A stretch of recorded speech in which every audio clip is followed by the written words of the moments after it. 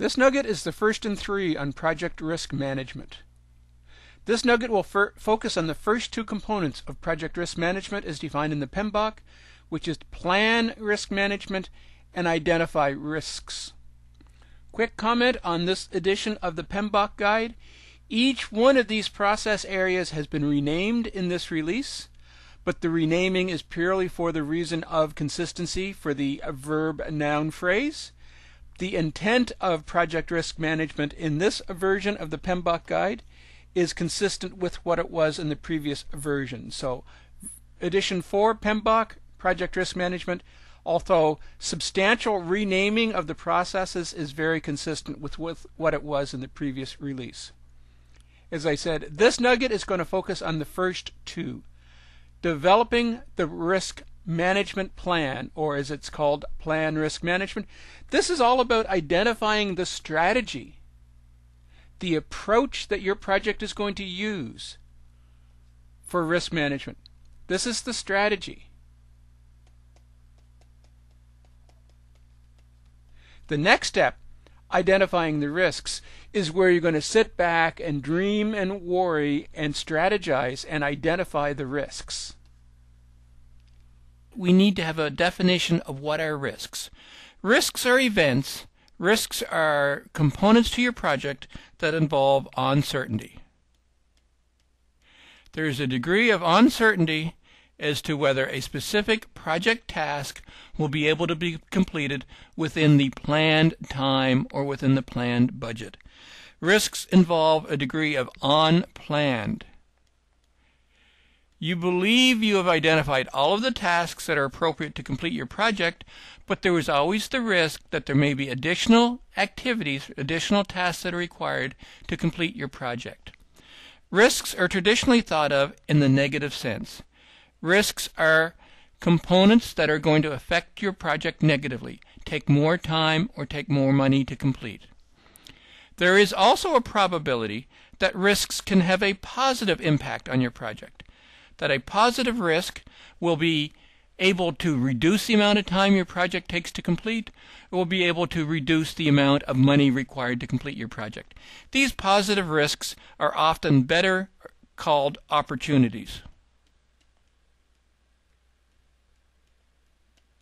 So it's your job as a project manager to identify all of the risks, the positive opportunities, as well as the negative risks, which are any event on your project that involves uncertainty or any unplanned events on your project that's going to impact the overall outcome of your project. Why do we want to do risk management if there's uncertainty, if they're unplanned? Why do we need to do risk management? We need to do risk management because the goal is to make change. We want to change the probability that the risk event is going to happen. We want to change the probability of risks downward, that it's less probable that the risk is going to happen. We want to change the probability of opportunity upwards to ensure that the opportunity happens and that your project is positively impacted. On the same vein, we want to change the impact. It may actually not always be possible to change the probability of a risk event, so therefore we may want to focus on changing the impact. If we can't change the probability, but we can change the impact, instead of having a 10-day negative impact on our project, we can reduce that to a 5-day negative impact, or conversely, instead of having only a 5-day opportunity for our project and increase that to a 10-day improvement on our project. We absolutely want to effect the powers that we have as a project manager to put risk management in place, to change the probability, to change the impact, to deal with risks. Risk management is all about dealing in the unknown. Dealing in the unknown can be very stressful. How can we talk about producing plans? How can we talk about managing the unknown when in fact it is unknown? Risk management is very challenging. Risk management is very difficult. But risk management is very critical to successful project delivery. The first step in project risk management is development of a project risk management plan. Basically, the identification of the strategies and processes that you will be following to manage risks throughout the project delivery lifecycle. The first step in developing the risk management plan is to conduct a stakeholder analysis to understand the stakeholders' attitudes towards risk. Are they risk seekers or are they risk avoiders? When I am talking about risk seekers or avoidance, I'm not talking about individual preferences, whether a specific stakeholder would rather stay at home and play chess, or whether that stakeholder would rather go out and participate in an extreme sport such as rock climbing or skydiving. I'm talking about the overall risk attitude for the project. Is this project a risk-seeking project, or is this project a risk avoidance project? Your first reaction to that may be, no project in a business environment should be risk-seeking. Businesses are not about taking risks. Businesses are about ensuring the continuity and stability of the organization. While that is true, there will be instances where project-based risks or projects will want to take on risks to ensure the project achieves the overall organizational strategy. If the project is initiated to develop a new product, or the project is initiated to develop a breakthrough approach, allowing the organization to deliver a new product, new service, to differentiate their product or service, that project should be a risk-seeking project. That project should be willing to take risks to develop that breakthrough strategy. At the end of the project, if the risks are too much and the project fails, it was a learning experience. The business still continues with the status quo, and they will simply start a new project with a new set of risks, with a new strategy to develop the next breakthrough strategy. Other projects where they're make or break situations, if this project fails, the business will be in trouble, absolutely need to be risk avoidance projects. You need to ensure there's sufficient structure in place in your project. You need to ensure there's sufficient contingency and processes in your place to mitigate and eliminate project risks before they're encountered, to ensure that your project does successfully complete. You need to understand the overall corporate factors. Is your overall corporation a risk-seeking corporation, or is your organization a risk avoidance organization? If you're trying to develop a risk-seeking project for a risk avoidance organization, you're going to encounter significant organizational strife in your delivery process. You need to take that into account and ensure that where possible, your project's risk strategy is consistent with the overall organizational risk strategy. One of the best sources you have for determining the strategy for risk is overall history. How well has your organization fared when dealing with risky projects? How well has your organization dealt with the risks associated with project? How well has your organization dealt with risks that have sufficient contingency and allowances built in to mitigate and eliminate risks? Have they achieved organizational goals, or have they been contrary to organizational goals? You need to factor all of that in to determine your overall project's risk profile. Once you determine the risk profile, is your project going to be a risk-seeking project, i.e. willing to take risks to achieve goals, or is your project going to be risk avoidance? You can then build the appropriate processes. You can build the appropriate time. You can build the appropriate financial allocations, the appropriate dollars into your overall project plan to ensure that you're treating risks consistent with how the project wishes risks to be treated.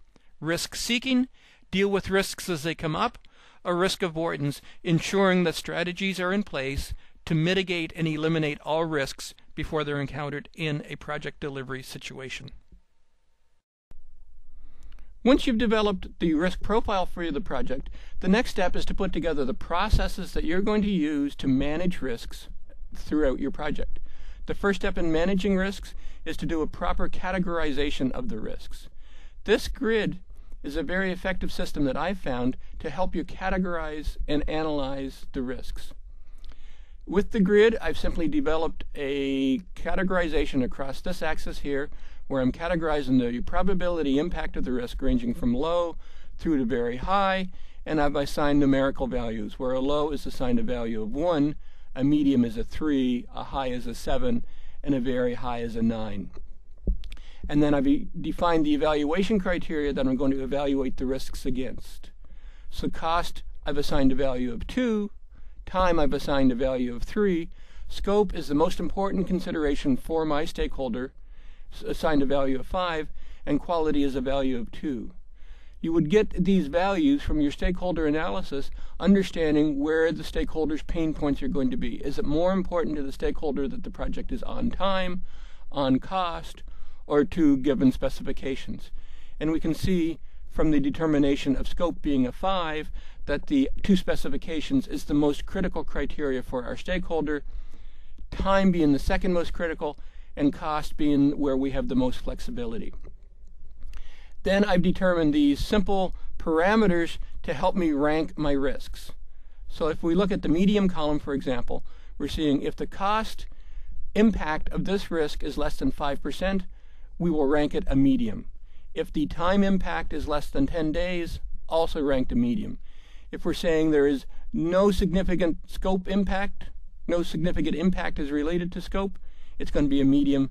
And if we have no anticipated problems related to quality, it's going to be a medium.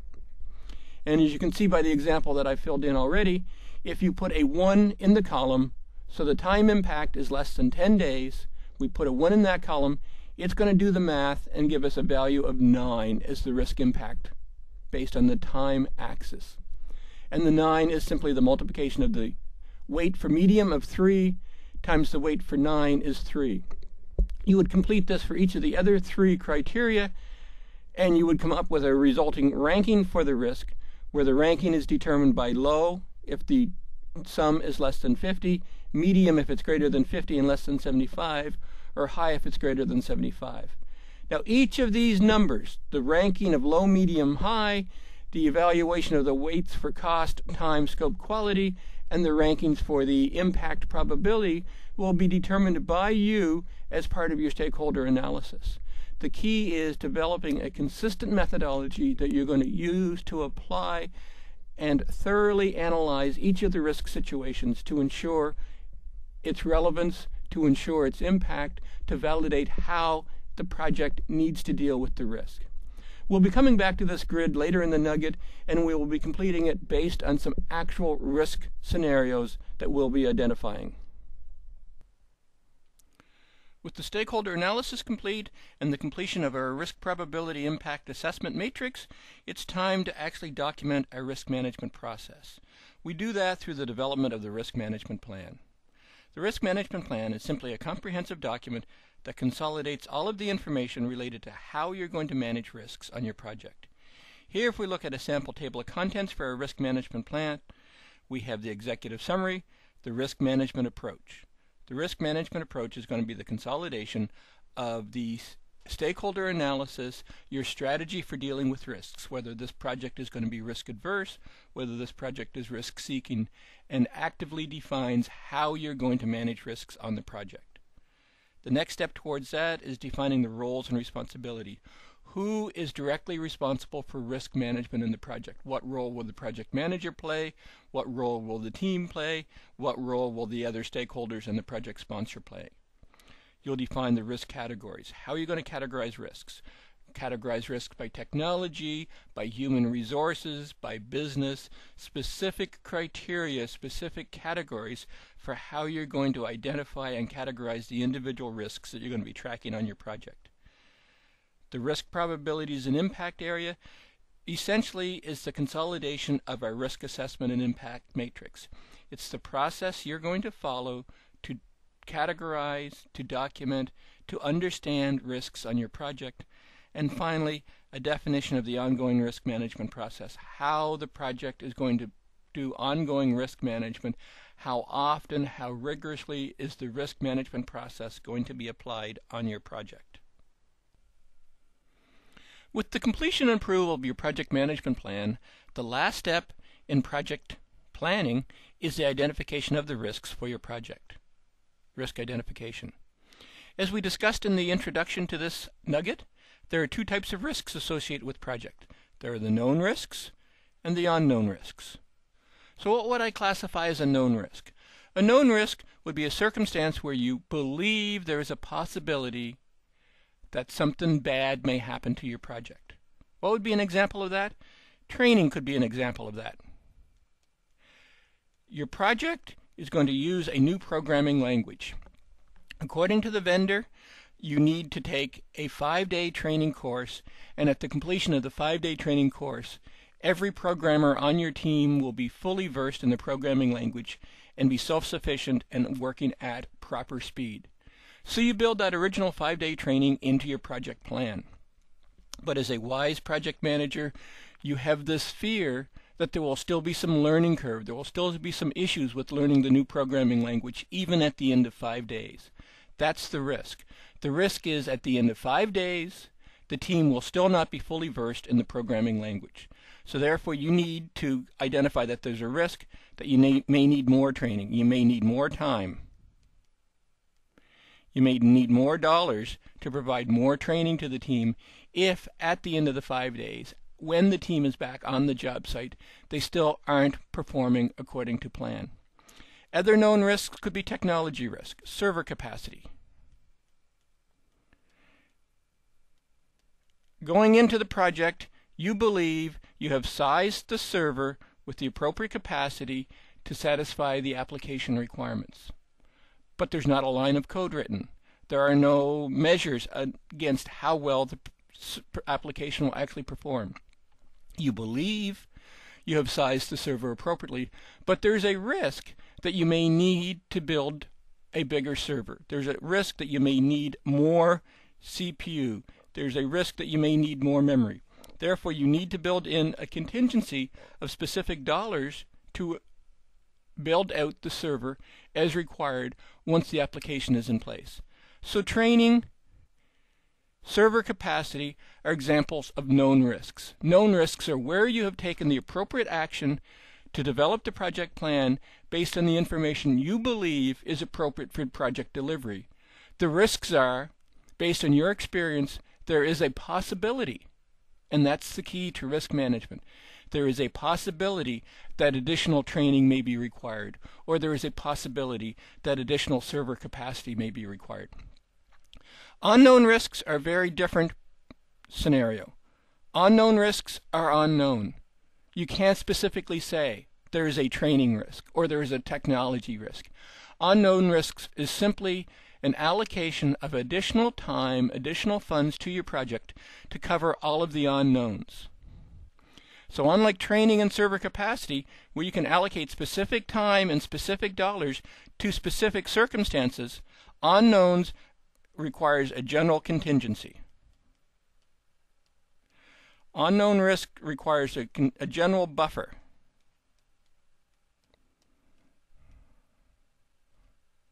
So you need to allocate time, maybe 10%.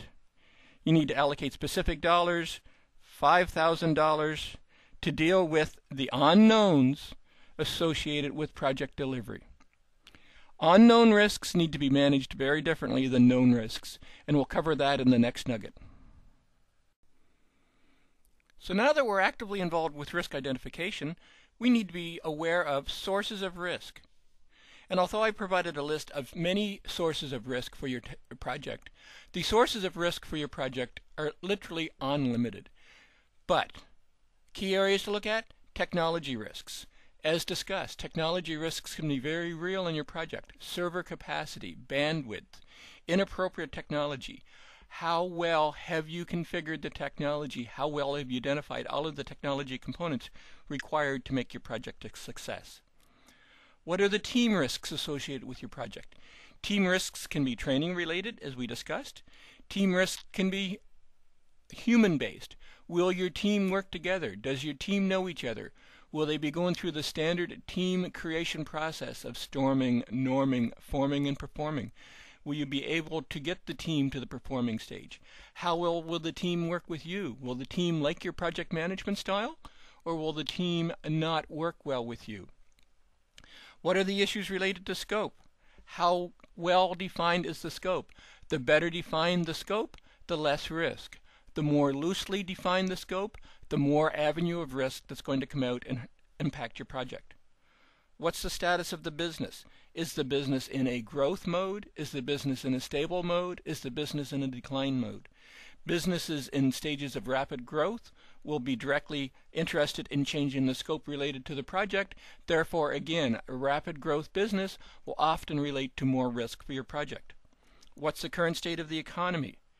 When the economy is good, there's typically more money available for projects, therefore less focus, less scrutiny on projects. When the economy is poor, there is absolute focus on projects to do more with less. Therefore, there is more risk to your project, that your project will be challenged. Therefore, you must build that into your project management plan. What's the status of competition? Is your company actively trying to keep up with the competition? Hence, more risk. Is your company leading the competition? Again, more risks. You need to be aware of each and every component of these and what impact the technology, the team, etc. is going to have on the project composition and therefore on the risk elements that it's going to impact your project during delivery mode. As we talked about, there are known risks. So we identified 3 risks associated with technology: server, inappropriate technology, bandwidth. Are there other unknown risks associated with technology? And chances are yes. You do not have time during project planning, you do not have the knowledge during project planning to identify all risks associated with technology, so there's always going to be unknown risks. And again, you need to allocate the time, the dollars to deal with both the known risks and the unknown risks. A key component when you're dealing with risk management is not to confuse the specific allocations you've made for known. You allocated 5 days and $5,000 of specific risk management funding to deal with team training. Do not consume that allocation for unknown risks. If you have specific funding for known risks, deal with it specifically, have additional allocation for the unknown risks. The key in good, successful risk identification is look at all sources of risk and ensure that you're covering all possible areas and providing the additional allocation for unknown risks, because there will be unknown risks that are going to impact your project. While it's wonderful to have a list of risk categories such as technology, human resources, etc., how do you really go about doing a risk identification? Where do you find the risks? How do you find the risks on your project? Suggestions may be brainstorming. Work with your team. Have a whiteboard session where simply saying, team members, where are the risks? How is this project going to be impacted? Do a blue sky session where any and all possibilities are acceptable, and then go through and do further analysis to determine which are realistic risks, which are probable risks, and which can be dismissed. Another very common approach for risk identification is to use the Delphi approach. The Delphi approach is simply going out and finding known experts in the project field. Interviewing these project experts and saying, in your experience, where is this project going to be impacted? In your experience, what risk events are going to happen on this project? What do I need to allocate and plan for when I'm in project delivery? Another very successful approach is to do interviews. Interview the stakeholders, interview the business, interview anyone who has general knowledge or general interest in the project. Ask them where they consider the risk factors to be. Ask them what impacts the project is going to have. Ask them what you need to do to make the project more successful. Often when you're doing interviews, you will get a very high-level definition of project problems. You may need to do a root cause analysis to drill down, to further define, to further analyze the high-level risk scenarios identified during the Delphi technique by the experts, during the interviews with the stakeholders in the business, to do the root cause, to identify truly what are the project problems. Sometimes you need to do a SWOT analysis. Swoop in, do a high-level first cut.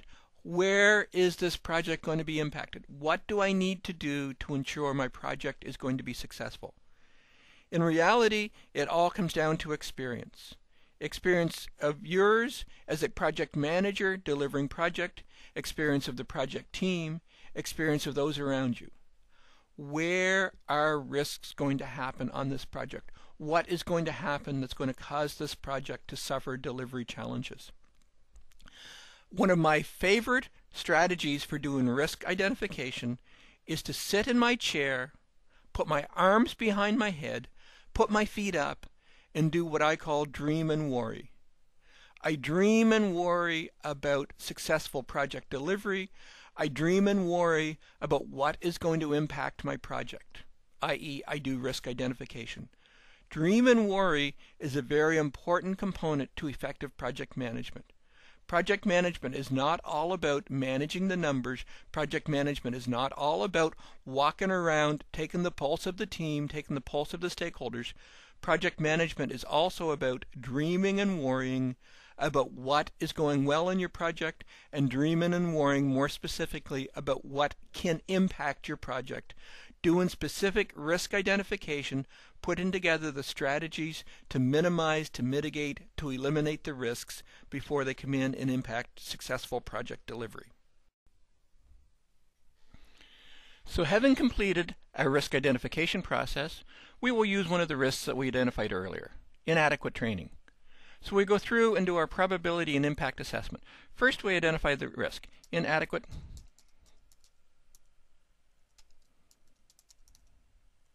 So having identified the risk, we go through and complete our matrix.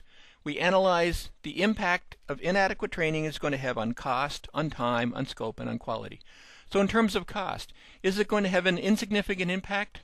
No. We know we're going to have to do additional training, which means additional costs. Is the cost impact of training going to be medium, i.e. less than 5% of the total project budget? We know how much the additional training is going to be compared to the total project cost, and we determine that yes, in fact, it will be less than 5%, so we put a 1 into that grid. Then we look at time. What impact is inadequate training going to have on total project timelines? Insignificant? Absolutely not. Less than 10 days? Less than 25 days? Greater than 25 days. In this case, the impact is going to be greater than 25 days. We have the additional 5 days training times the number of team members we have on our team, plus the time lost when they went back to their desk before we realized that we had to bring in additional training. So we put a 1 into that grid. We look at the scope impact. What impact is inadequate training going to have on scope? Well, it's simply the delivery aspect of the programming, so it should have very minimal impact on scope, so we will put a 1 into the column for insignificant. And we look at quality. What impact is inadequate training going to have on the quality of the final deliverable?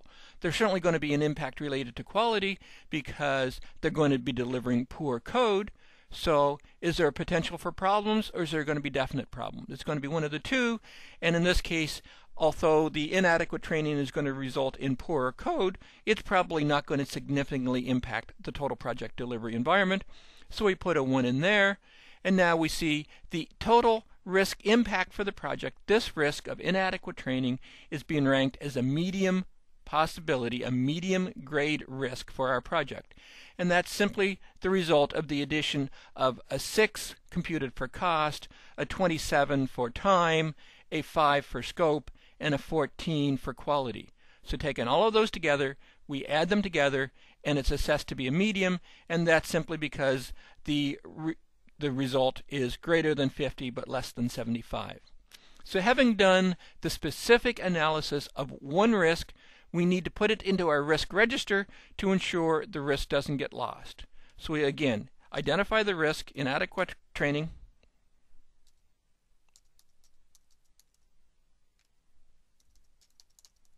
and we give it the probability impact of medium. At this point, as all we're doing is risk identification, we will not be filling in the risk management strategy, the dates, and the current status. They will be filled in later in the risk management process, which will be covered in a future nugget. This concludes our first of 3 nuggets on project risk management.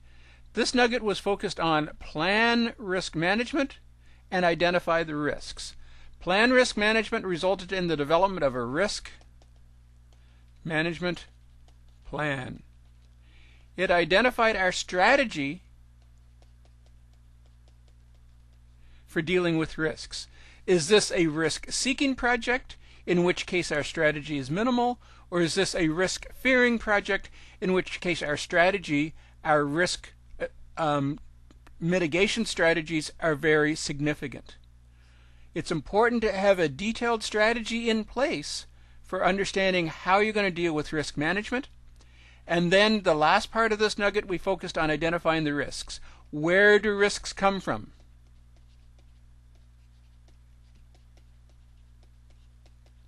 And the short answer is they come from anywhere. They come from technology, they come from team, they come from the environment, they come from the economy, they come from the competitive environment, they come from everywhere in the project.